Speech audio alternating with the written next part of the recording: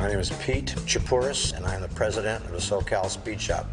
This is kind of where it all started. We've been on this property for 14 years. We resurrected the SoCal Speed Shop name in 1997. It's been kind of a home run and a bullet ever since we did it. The crowd is really eclectic. We've got hot rodders coming from all over the world. The soul of the company is the car building, the hot rod building. My name's Ed Justice Jr. I own this car. It's part of the Justice Brothers Racing Museum.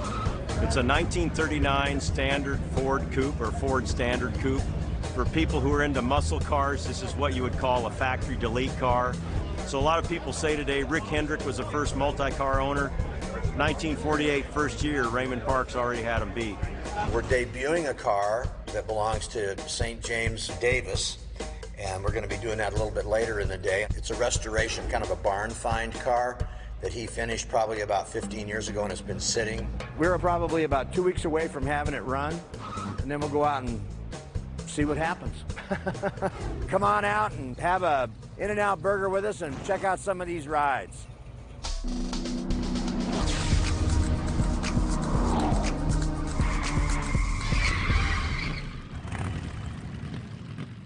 My name is Pete Chapouris, and I'm the president of the SoCal Speed Shop. I've never not known about cars. I was born into a car family and never had much of a chance, actually, so I've done it all my life. We're at the Pomona facility. This is headquarters for the SoCal Speed Shop. We have 8 stores around the country, retail stores, and we also have dealerships worldwide, all through Europe and South America and Australia, New Zealand. And this is kind of where it all started. We've been on this property for 14 years, and we resurrected the SoCal Speed Shop name in 1997. And it's been kind of a home run and a bullet ever since we did it. The location is actually known pretty well throughout the country. We've got a website. Our open house is always on the Friday before Father's Day. It's in conjunction with the LA Roadster Show. It's grown to the point now where we are just absolutely topped out. We get about 500 cars here, but we do get over 5,000 spectators. And the parking is over 1.5 miles away, just people walking in. And the smart ones get here early and park and then go over to the local Mexican restaurant and have a margarita party till about 3. So we have a lot of festivities going on here. The crowd is really eclectic. We've got hot rodders coming from all over the world. It's become kind of a gathering point. The thing that's cool about this particular event, opposed to the show that's going to be going on over the weekend, is a lot of the old hardcore guys come in here because it's a lot more comfortable. It's real easy going. There's no stress.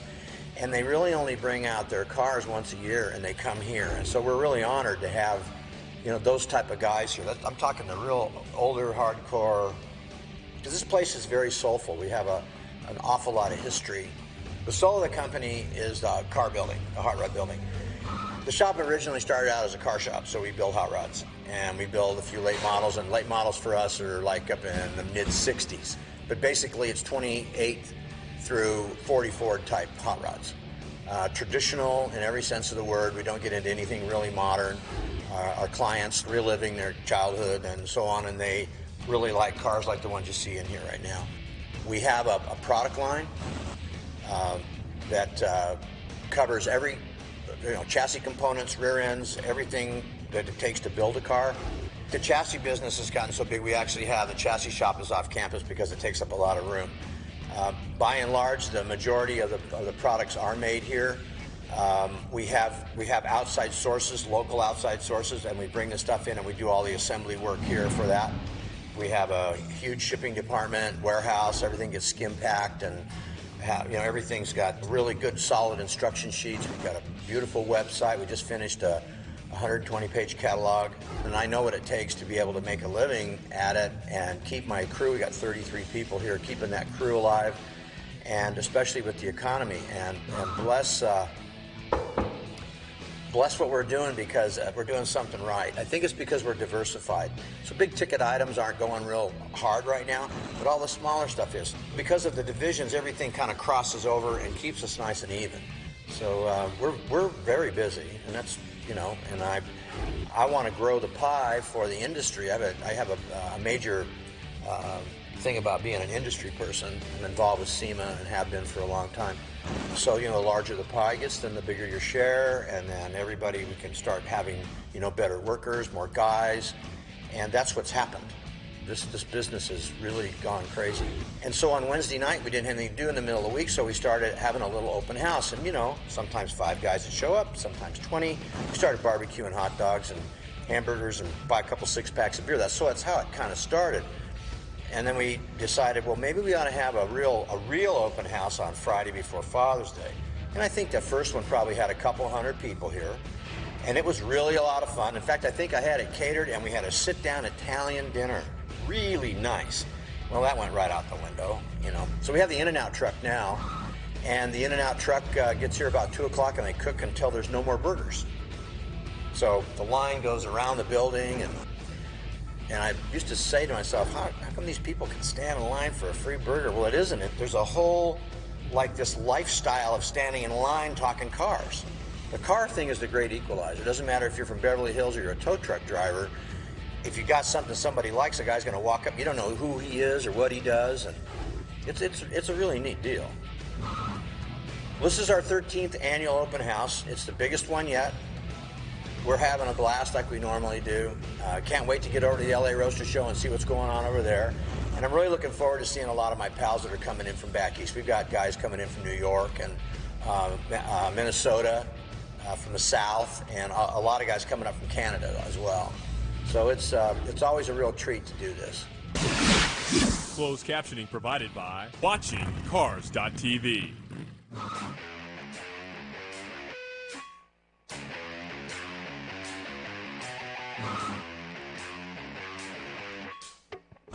My name's Ed Justice Jr. I own this car. It's part of the Justice Brothers Racing Museum.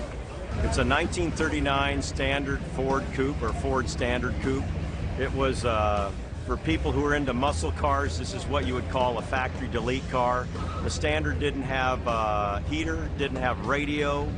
It was the bare bones, only had a tail light on one side in the rear, only had one visor in the front. And why you would find this car being used for this, and this is a replica of the first NASCAR champion in 1948. They didn't want all the extra stuff. They didn't want a heater, they didn't want a radio. And also moonshiners would buy this car because 1939 was the first year that they had hydraulic brakes on Fords. So you had the V8 and you had hydraulic brakes, and it made a really good combination for moonshiners and stock car racing. There's one that I haven't put on yet that we're going to put on, and that is what they call a liquor spring.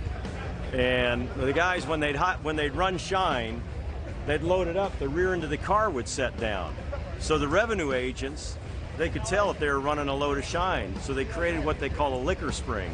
And it goes on the back, and they crank that thing up, and they raise the car back up so it looks like it's not running a load.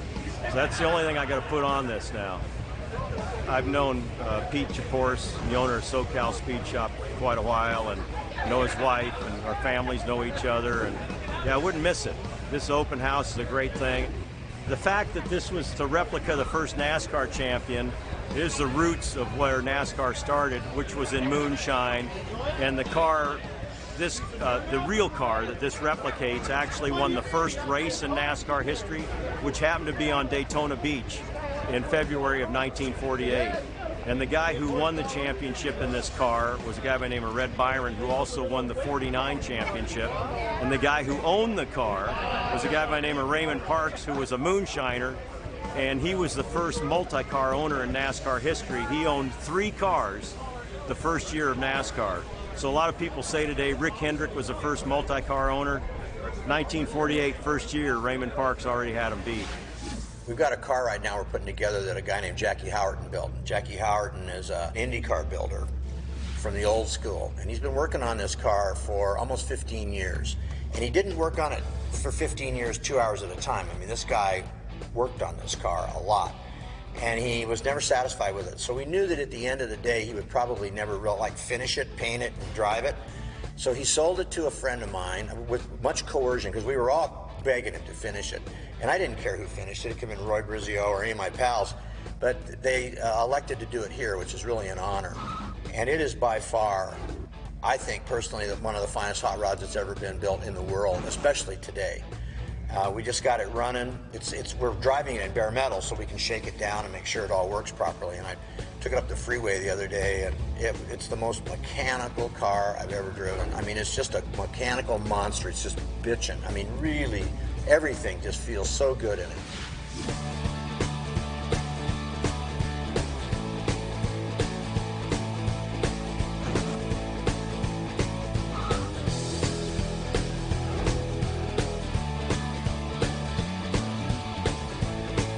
This hot rod right here is called the Indy Speedster, and it's been 15 years in construction by a real good friend of ours named Jack Howerton. It's probably the epitome of just about any hot rod that's ever been built. It's all handmade, and when I talk about 15 years, I'm not talking about him working on it an hour at a time. I mean, this guy really put in the work. And the reason it's here is that I don't think he ever really intended on actually finishing the car, getting it to like 90%. So we have the responsibility of finishing it and bringing it up to everybody's expectations. It's really a thrill. We're driving it around in bare metal to shake it out and make sure everything's working right. And I was banging about halfway down to the beach on Monday, and it's the most mechanical car I've ever driven. By far, the best. And so it's really an honor to have it here. Bill Lindig is the owner, and he's out of Houston, Texas. And he's spending the coin to make the car exactly what it ought to be. The car has been fashioned after an Indianapolis, like a sprint car. It's got a 353 Roush motor in it, 425 horse. It's got a 5-speed, a quick change. The car is all solid mounted, so you feel every single the pulse of the car.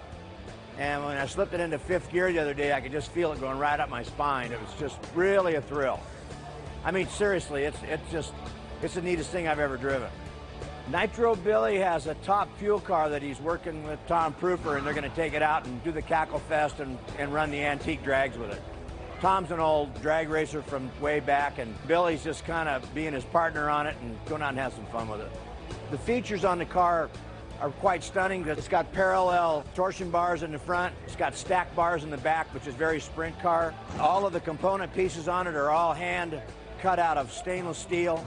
I think he's probably got like 3 months in that grill. It's all handmade, silver soldered together. It's almost impossible to describe, really. God, it's just a kick in the ass to drive. I mean, we really have a good time with it. I don't want to take it apart. Closed captioning provided by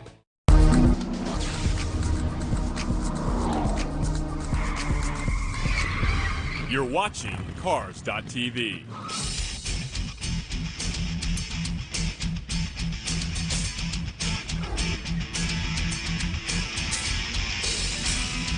We're debuting a car today that belongs to St. James Davis, and we're going to be doing that a little bit later in the day. It's a restoration, kind of a barn find car that he finished probably about 15 years ago, and it's been sitting. He's had some severe medical issues. So the car clubs around here got, well, not the car clubs around here, the Colrods guys got together and volunteered and have put the car together, and with a lot of the help from the guys that work here. So we're real excited about that one too. It's really sweet. Well, this is the coupe, and we've unveiled it, and everybody really loved the car. It was really fun to watch everybody get all excited about it. The motor is really unusual. It's got a 392 Chrysler in it, and the intake manifold is a Palomides for dual 671s. And my friend Tom Proofer told me the other day that there was only 8 of those made, so that's one of them.